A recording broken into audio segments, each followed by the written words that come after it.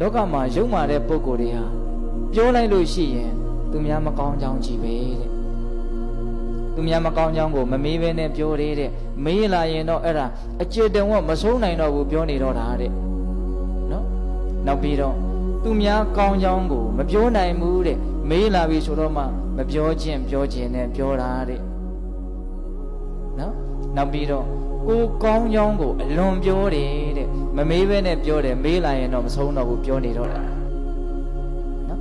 ပြီးတော့ဗာလေကိုမကောင်းကြောင်းကိုဘယ်တော့မှမပြောဘူးမေးရင်တောင်မှမလွဲတာမရှောင်တာနည်းနည်းပဲပြောတယ်တဲ့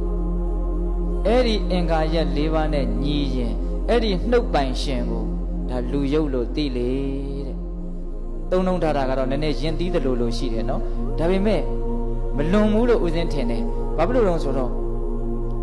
သူများမကောင်းကြောင်းပြောနေတဲ့အချိန်မှာစိတ်ထဲမှာကောင်းမြတ်တဲ့သဘောဖြစ်ကုန်မဖြစ်ဘူးကိုမကောင်းကြောင်းပြောတဲ့လူကောင်းတယ်မကောင်းဘူးဆိုတာမသေးကြပါပဲလို့မကောင်းကြောင်းပြောနေတဲ့လူမကောင်းဘူးဆိုတာတော့သိကြတယ်လက်ခံရလားဦးစင်ပြောတာကို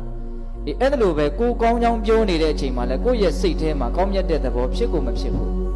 ဟုတ်ရလားကိုအမွန်းတင်ပြီးတော့အတုကံတနာလို့သုံးတာပေါ့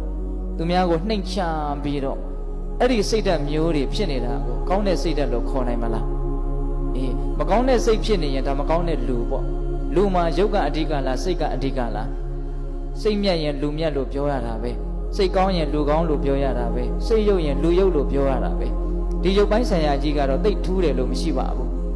ဒကာဓမ္မတို့လက်မောင်းကိုဖောက်လိုက်ရင်သွေးထွက်လာတယ်လူယုတ်မှာတယောက်ရဲ့လက်မောင်းကိုဖောက်လိုက်ရင်လည်းသွေးထွက်လာတာပဲမဟုတ်လားဘာကထူးနေတာလဲစိတ်ကထူးနေတာဟုတ်ရဲ့လားဒါကြောင့်မကောင်းတာတွေပြောနေပြီ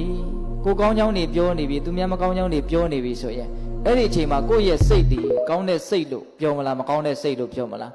မကောင်းတဲ့စိတ်ပါဒါကိုယ်တိုင်ခံစားလို့ရပါတယ်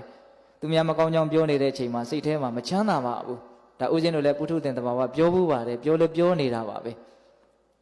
မတက်နိုင်လို့ကိုယ်စိတ်ကိုမနိုင်သေးလို့ပြောနေရပေမဲ့လို့သူများမကောင်းကြောင်းကိုပြောနေတဲ့အချိန်မှာစိတ်ထဲမှာအရသာရှိလာတယ်လို့မရှိပါဘူးကိုကောင်းကြောင်းကိုပြောနေရရင်လည်းစိတ်ထဲမှာအရသာရှိတယ်ချမ်းသာတယ်လို့မရှိပါဘူးဟုတ်ရဲ့လားဒါကြောင့်မြတ်စွာဘုရားကသူများမကောင်းကြောင်းမမေးဘဲနဲ့ပြောတယ်သူများကောင်းကြောင်းကိုမပြောနိုင်ဘူးကိုကောင်းကြောင်းကိုအတင်းပြောတယ်ကိုမကောင်းကြောင်းကိုမပြောနိုင်ဘူးဆိုရင်အဲ့ဒါလူယုံမှလို့မှတ်လေတဲ့ဟုတ်ရဲ့လားသူတော်ကောင်းဆိုတာအဲ့လိုမဟုတ်စိတ်ကောင်းနှလုံးကောင်းရှိတဲ့လူဆိုတာအဲ့လိုမဟုတ်သူများမကောင်းကြောင်းကိုမမေးရင်ဘယ်တော့မှမပြောဘူးမေးလာပြီဆိုတော့မှဒါမျိုးတွေကဖြစ်တတ်ပါတယ်ဆိုပြီးတော့ညညတာတာရှော့ရှော့ပေါ့ပေါ့ပြောတယ်ဒါသူတော်ကောင်းတို့ရဲ့စိတ်ဓာတ်နော်သူများကိုမေတ္တာသဘောရှိနေတာကိုမပြောလိုက်ချင်ဘူးဟုတ်လားသူများနှိမ့်ကြနေတာကြီးသူများမဟုတ်နေတာကြီးကိုပြောမှငါမြင့်သွားမယ်ဆိုတဲ့ခံစားချက်သူတို့မှမရှိဘူးဟုတ်ရဲ့လားဒါကြောင့်သူများမကောင်းတာကိုမပြောချင်ဘူးမပြောဘူး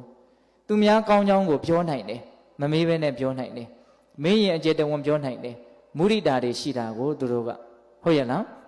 ကိုကောင်းကြောင်းကိုမပြောချင်ဘူးမမေးရင်ဘယ်တော့မှမပြောဘူးမေးလာပြီဆိုတော့မှအလကားပါကွာတိုက်ဆိုင်သွားလို့ဖြစ်တာပါရှော့ရှော့ပေါ့ပေါ့ပြောတာပေါ့